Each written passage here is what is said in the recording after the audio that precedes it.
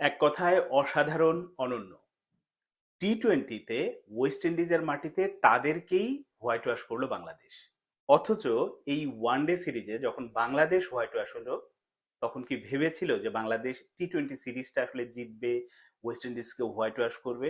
কারোরই কল্পনাতে ছিল না, কারণ টি-টোয়েন্টিতে বরাবরই বাংলাদেশ নড়বড়ে থাকে, খুব বেশি ভালো করে না। কিন্তু সেখান থেকে এবার একেবারেই আলাদা রূপে বোধহয় টি-টোয়েন্টিতে হাজির হলো বাংলাদেশ। আমার কাছে মনে হচ্ছে যেটা, যে আমরা তো এতদিন ওয়ান ডেতেই বাংলাদেশকে আসলে ফেভারিট ধরি, সবসময় ভালো করে, ভালো রেজাল্ট দিত, কিন্তু আমার মনে হয় যে টি-টোয়েন্টির বোধহয় খারাপ সময়টা পার হতে শুরু করলো। ভালো সময়ের জন্য আমরা আসলে এখন মানে কি বলবো, টি-টোয়েন্টিতে ম্যাচ জিতবে বাংলাদেশ এরকম একটা আশা নিয়ে প্রতি ম্যাচে বসতেই পারি।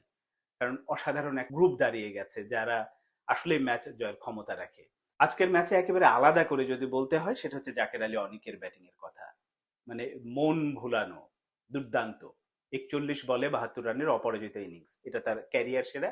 এর আগে বোধহয় শ্রীলঙ্কার বিপক্ষে ৬৮ রানের একটা ইনিংস ছিল, কিন্তু সেটা যাই হোক, আজকের ম্যাচে তিনি যেভাবে আসলে ব্যাটিং করেছেন, দলকে বড় একটা ১৮৯ রানের সংগ্রহ এনে দিয়েছেন, সে মানে তার উপরে ভর করে পেসাররা, তো পেসারদের কথা আসলে না বললেই নয়। তাসকিন তো অনেকদিন হলেই ভালো করছে, আজকেও ভালো করেছে।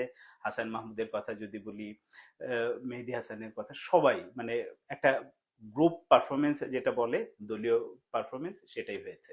শুধুমাত্র আমাদের অধিনায়ক বিশেষ কোঠায় নিজের মতোই খেলছেন, রান করুক না করুক। হ্যাঁ, রান করেছেন, আজকে ১৩ বলে ১৪ রান করেছে, এটা হয়তো অনেক। ব্যাটিং পজিশন নানান ভাবে চেঞ্জ করছে, সেখানেও আসলে সফল হচ্ছে না, খানিকটা রান পেয়েছে। ধরে নিলাম তিনি শুধুমাত্র ক্যাপ্টেন্সি কোটায়, একটা সময় আমরা মাশরাফিকে যেভাবে বিবেচনা করতাম, হয়তো ওই কোটাতে তিনি খেলছেন। যাই হোক, এছাড়া মানে ওই যে ব্যাটিং এর কথা যেটা বলছিলাম, আজ শুরু করেছিলেন হচ্ছে ইমন, শেষ করলেন জাকের আলী অনিক। কি অসাধারণ ব্যাটিংটাই না করেছে। আজ আমরা শামীম হোসেন পাটোয়ারির কাছ থেকে আসলে তেমন রান পাইনি, দুর্ভাগ্যজনকভাবে রান আউট হয়ে গেছেন। তাছাড়া হয়তো তার কাছ থেকে তিনি মানে যে ধরনের ব্যাটিং করেন আমরা আগের ম্যাচে দেখেছি। মানে আগের ম্যাচ তো আসলে শামীম হোসেন পাটোয়ারির সেই ব্যাটিং এর উপর ভর করে বাংলাদেশ অল্প রানের পুঁজি নিয়েও সিরিজ জিতেছে, আজ তো হোয়াইট ওয়াশ করলো।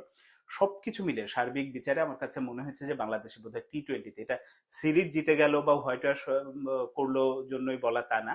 আমার কাছে ইন্ডিভিজুয়াল পারফরমেন্স গুলো যদি বিচার করা যায়, সেই সব বিচারে মনে হয়েছে যে বাংলাদেশ আসলে টি-টোয়েন্টিতে নতুন এক ধরনের বোধহয় যাত্রা শুরু করলো। মিরাজের কথা না বললেই না, মিরাজ হয়তো এই সিরিজে ওইভাবে হাইলাইট, মানে টি-টোয়েন্টিতে বিশেষ করে প্রথম ম্যাচে তো ছিলেন না, দ্বিতীয় এবং এই ম্যাচে অল্প রান করেছেন, কিন্তু দলের জন্য যেটা দরকার, যেরকম দরকার, আসলে দুর্দান্ত ফাইটার। এবং আবারও বলি, আমি আগের ভিডিওতে বলেছিলাম যে যদি বাংলাদেশ ৩ ফরম্যাট অধিনায়ক তত্ত্বে যায়, তাহলে অবশ্যই মেহেদী হাসান মিরাজ হচ্ছে বেস্ট অপশন। লিটনও না, আবার সেই আমরা নাজমুল হোসেন শান্তকে ফিরিয়ে আনা, সেটাও না। আসলে দিলে মেহেদী হাসান মিরাজকেই দেওয়া হোক, তিনি পারফেক্ট। টেস্টে যেমন সামনে থেকে নেতৃত্ব দিতে পারে, ওয়ানডেতেও পারে, টি-টোয়েন্টিতেও পারে।